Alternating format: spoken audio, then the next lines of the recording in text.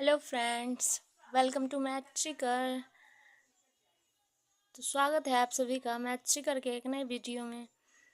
तो आज हम लोग RRB NTPCS previous year question discuss करने वाले हैं। आज पार्ट 8 है। इससे पहले अगर आप लोगों ने इससे पहले वाले पार्ट नहीं देखे हैं तो इससे पहले वाले पार्ट्स इसी चैनल पे जाके आप लोग ज़रूर देखें, तभी आगे के कॉन्सेप्ट आप लोगों को क्लियर होंगे। ओके। और ये आरआरबी एनटीपीसी एएलपी टेक्नीशियन में आने वाले सभी क्वेश्चन, आने वाले सभी एग्जामों के लिए बहुत ही महत्वपूर्ण क्वेश्चंस हैं। तो सभी लोग कृपया जाएं और ज़रूर देखें। तो चलिए डिस्कस करते हैं आज के क्वेश्चंस।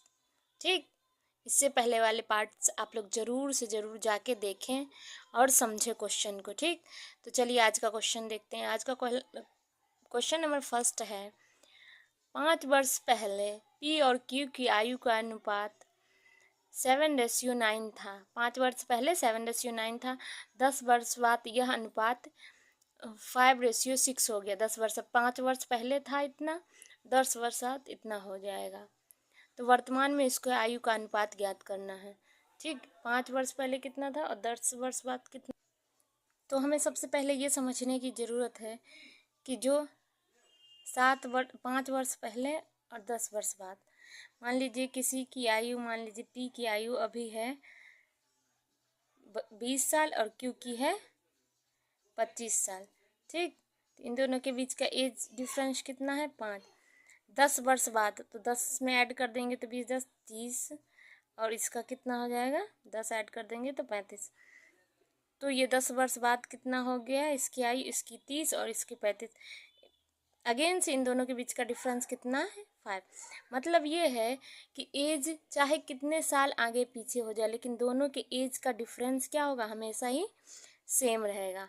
5 वर्ष पहले, 10 वर्ष बाद, 20 वर्ष पहले, 5 वर्ष बाद, ऐसे जो भी दिया गया हो एज डिफरेंस हमेशा ही क्या होगा, सेम ही रहेगा। ठीक, तो जैसे दिया है 5 वर्ष पहले, 5 वर्ष पहले दिया गया है 7:9, 10 वर्ष बाद कितना दिया गया है, 10 वर्ष बाद दिया गया है 5:6। ठीक, अब इन दोनों के बीच का डिफरेंस कितना है 7 में 2, इन दोनों के बीच कितना है 1।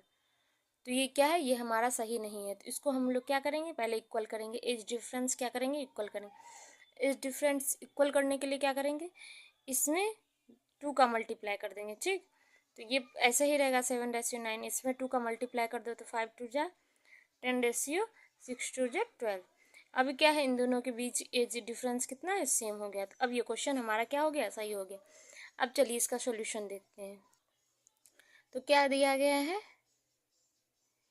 ठीक, ये पी की है, ये क्यू की है, पी और क्यू। तो 5 वर्ष पहले, 5 वर्ष पहले और 10 वर्ष बाद, दोनों के बीच का डिफरेंस कितना है, 12 में से 9 गया, दोनों के बीच का डिफरेंस कितना है 3। तो कितना हो गया 5 और 10 कितना हो जाएगा 15। 15 इक्वल 3, तो 1 इक्वल कितना हो जाएगा 5। 1 इक्वल हमारा क्या आ गया 5 आ गया। ठीक, अब ये 5 की वैल्यू चाहे आप यहाँ रखो, यहाँ रखो, यहाँ रखोगे तो रियल एज आ जाएगा, तो 10 वर्ष बाद आ जाएगा, तो 10 वर्ष माइनस कर देंगे तो आ जाएगा प्रेजेंट एज। अगर यहाँ रखते हैं तो यहाँ रखते हैं तो 5 के 15 क्या कर देंगे, प्लस कर देंगे तो कितना आ जाएगा रियल एज। ठीक, तो चलिए हम लोग यहीं रखते हैं। ठीक, यहाँ रख देंगे वैल्यू। तो दिया गया है 10:12 पी और क्यू की। ठीक, तो इसमें क्या कर देंगे 5 से मल्टीप्लाई कर देंगे, कितना आ जाएगा 5 2 जा 50:60। ये क्या है 10 वर्ष बाद है, तो इस सब में से क्या कर दे 10 माइनस कर दे तो प्रेजेंट एज आ जाएगा, बिल्कुल आ जाएगा। 50। ठीक, 40 ये प्रेजेंट एज आ गया, 0 से 0 कैंसिल, तो 4:5 हमारा क्या आ जाएगा, प्रेजेंट एज आ जाएगा पी और क्यू का। ठीक, तो यही हमारा आंसर हो जाएगा। तो ऑप्शन कौन सा सही है, option 4:5, option D is the right answer. ठीक, आगे आप लोगों को समझ में, पहले क्या करेंगे, जैसे कि अंतर हमेशा सेम होता है, अंतर कर लेंगे सेम। ठीक, उसका डिफरेंस निकाल लेंगे। तो दोनों का डिफरेंस 15 की वैल्यू 3, इस तरह से निकाल लेंगे। आ गया ना आप लोगों को समझ में? आई होप आप लोगों को समझ में आ गया हो। चलिए दूसरा क्वेश्चन देखते हैं। दूसरा क्वेश्चन क्या दिया गया है? दूसरा क्वेश्चन दिया गया है 40 छात्रों की आयु का औसत 30 वर्ष है, 25 छात्रों की आयु का औसत 36 वर्ष है, बाकी छात्रों के आयु का औसत ज्ञात कीजिए। 40 छात्रों का कितना दिया है? 30 दिया है, और 25 छात्रों का 36 दिया गया है। बाकी कितने बचे? 40 का है, 25 का है, तो इन दोनों में से माइनस कर देंगे तो 40 में से 25 जाएगा तो कितना आएगा? 15। मतलब 15 का हम लोगों को बताना है। 40 का दिया है, 25 का दिया, हम लोग को 15 का बताना है। ठीक, तो सबसे पहले औसत का फार्मूला क्या होता है? औसत का फार्मूला होता है नंबर इनटू एवरेज। ठीक, नंबर इनटू एवरेज होता है औसत का फार्मूला। ठीक, तो सबसे पहले टोटल कितना दिया गया है? टोटल दिया गया हमारा 40 इंटू 30, कितना आ जाएगा? 12, 4 3 12, 1200। ठीक, और दूसरा कितना दिया है? 25 इंटू 36, ये कितना आ जाएगा? 900। ठीक, ये 900 आ जाएगा। अब इन दोनों के बीच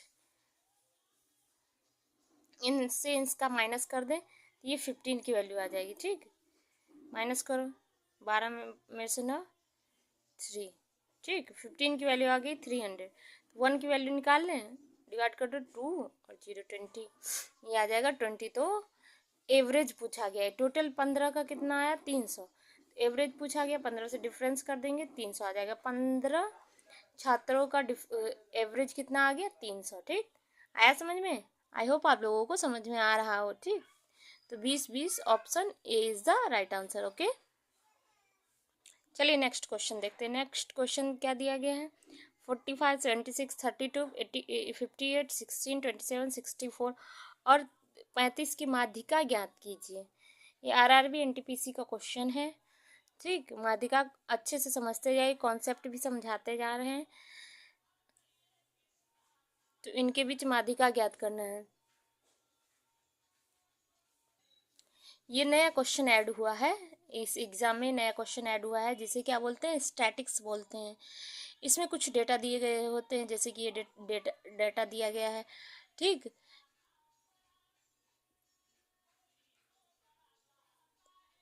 इसी का आंसर, इसी डेटा को देखते हुए माध्यिका निकालना, मिड निकालना होता है।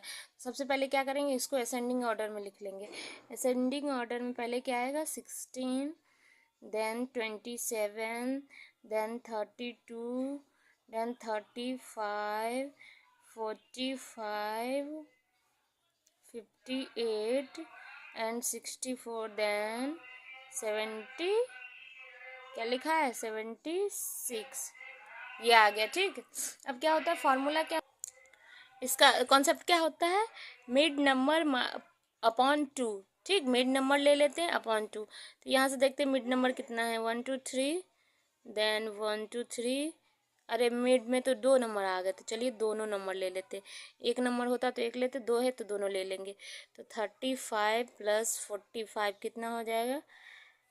अपॉन 2, 5 5 0, 4 3 7 और 8, 80 अपॉन 2 डिवाइड कर दो, कितना आ जाएगा? 40 आ जाएगा। यही हमारा क्या हो जाएगा? मिड हो जाएगा, माध्यिका हो जाएगा। तो ऑप्शन कौन सा सही है? Option C is the right answer. Okay, समझ में आ रहा है आप लोगों को? चलिए अगला क्वेश्चन देखिए। अगला क्वेश्चन क्या दिया है? एक निश्चित दूरी तय करते समय दो व्यक्तियों के चाल का अनुपात 18:12 है। ठीक, दूरी को तय करने में उनके द्वारा लिए गए समय का अनुपात ज्ञात करो। चाल दिया है और समय निकालना है। ठीक, ये आरआरबी जेई का क्वेश्चन है, शिफ्ट थर्ड का। तो चलिए क्या दिया गया है? चाल दिया गया है, दो व्यक्तियों का समय पूछा गया है।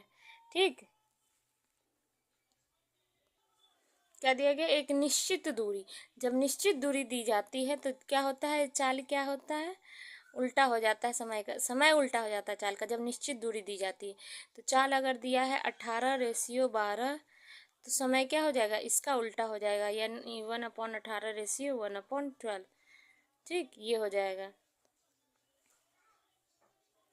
जब निश्चित दूरी होता है तो समय जब क्या होता है, जब चाल बढ़ाते हैं तो समय घटता है, जब समय घटाते हैं तो चाल बढ़ता है। तो इसलिए क्या हो जाता है, ये उल्टा हो जाता है। तो इसलिए अगर चाल दिया 18:12 तो समय कितना हो जाएगा, 1/12 एंड 1/18। ठीक, लेकिन ऑप्शन में तो ये दिया नहीं गया, तो सबसे पहले क्या करेंगे, इन दोनों का एलसीएम ले लेते हैं। 18/12 का एलसीएम कितना होगा, इन दोनों का एलसीएम हो जाएगा 36। तो क्या करें, 36/18 रेशियो 36/12 डिवाइड कर दो। 18 2 जा 36 और 12 3 जा 36। तो आंसर क्या आ जाएगा, 2:3। ये हो जाएगा हमारा आंसर। ये ऑप्शन कौन सा सही है, 2:3। Option C is the right answer, 2:3।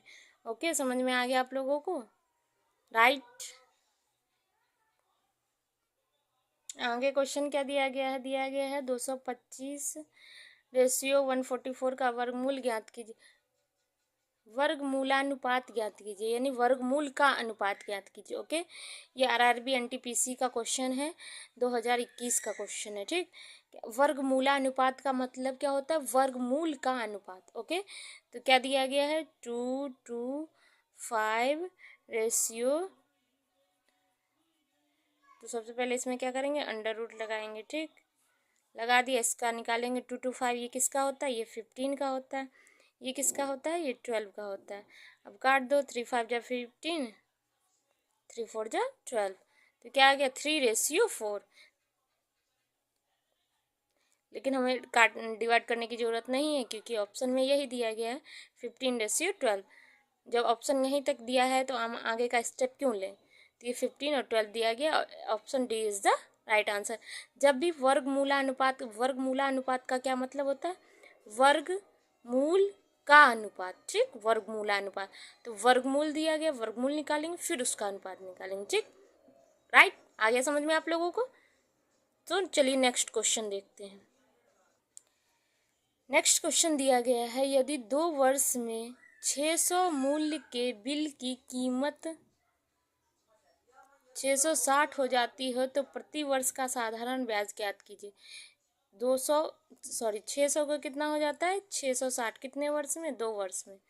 तो क्या होगा, प्रति वर्ष साधारण ब्याज की दर निकालना है। ठीक, तो सबसे पहले एसआई का क्या फॉर्मूला होता है, एसआई का पहला फॉर्मूला होता है, एसआई का फॉर्मूला होता है ए माइनस पी, यानी मूलधन माइनस प्रिंसिपल। ठीक, तो ए कितना दिया गया, ए दिया है 660, 660 माइनस 600। ठीक, तो एसआई आ जाएगा 660 में से, तो एसआई कितना आ गया, 60 आ गया। ठीक, उसके बाद हमसे पूछा क्या गया है, रेट पूछा गया, दर पूछा गया। तो एसआई का नेक्स्ट दूसरा फार्मूला लगाएंगे, P into R into T upon 100। ठीक, तो एसआई कितना है 60, पी कितना है 600, आर हमको फाइंड करना है, टी दिया है 2 वर्ष। ठीक, 100, 2 जीरो से 2 जीरो कैंसिल, 6 2 जा 12, 60 इक्वल 12 आर। ठीक, तो आर इक्वल कितना हो जाएगा, 12 पंचे 60। तो आर की वैल्यू कितनी आ जाएगी, 5%। ठीक, तो ऑप्शन कौन सा सही है, option D is the right answer. ठीक, आर की वैल्यू कितनी है, 5%। आ गया ना समझ में, क्या करना है, 2 वर्ष दिया गया है। पहले ये है मूलधन, जिसको प्रिंसिपल बोलते हैं, ये मिश्र धन जो जिसमें एसआई इंक्लूड होता है। ठीक, तो इसमें से इसको माइनस कर देंगे तो एसआई निकल आएगा।